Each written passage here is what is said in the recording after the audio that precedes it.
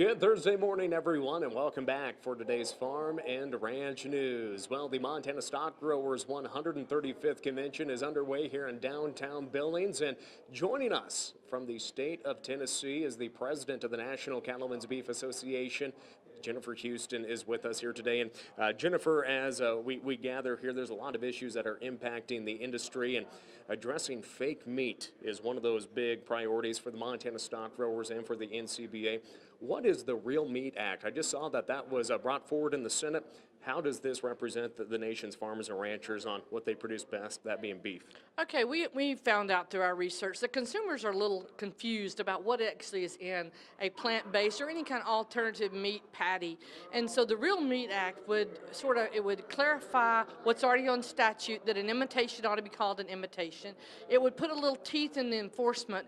It would codify a definition of beef. There is a definition of beef in the Beef Promotion Act in order, but not in labeling. And the third thing is, if FDA doesn't take action, then USDA, after some steps are taken, can step in and do that. So we're really appreciative of Representatives Marshall and Brindisi in the House, and today Senator Deb Fischer, always a friend of the beef industry, introduced the companion bill in the Senate. So we think it'll add a lot of clarity, and so that plant-based products don't really pull on beef's coattails.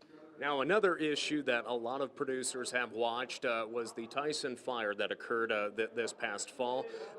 Let's talk about NCBA's involvement in that and urging USDA to do a full investigation into that fire and the impact it may have had on the cattle markets.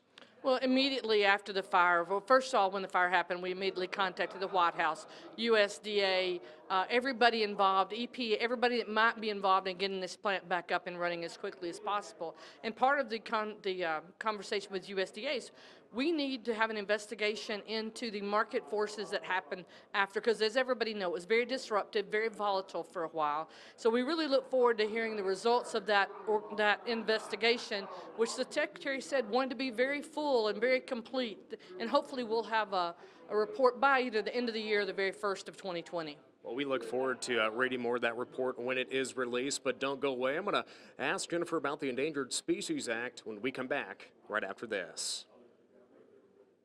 Returning back this morning, the National Cattlemen's Beef Association President Jennifer Houston joins us here today. And Jennifer, you hail from the state of Tennessee, a producer background and livestock marketing background, but you have traveled out west quite a lot, and you know the issues that are impacting Montana producers. And of course, the Endangered Species Act is one of those big issues. You know the concern many producers have about the grizzly bear. What are some of the efforts that NCBA is working on behalf of producers to help address ESA issues like the grizzly bear?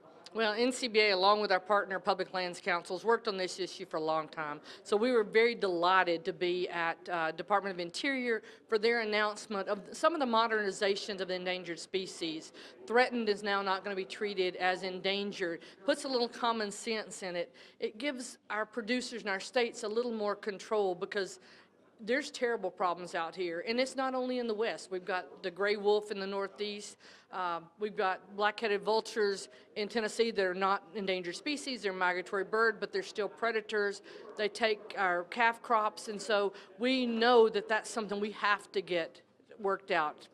Well, Jennifer, thank you for coming up here, and I know the participants here at the Stockgrowers Convention have enjoyed hearing from you. And again, we'll have more later today from the 135th Convention of the Montana Stockgrowers here in downtown Billings. Have a great day, everyone.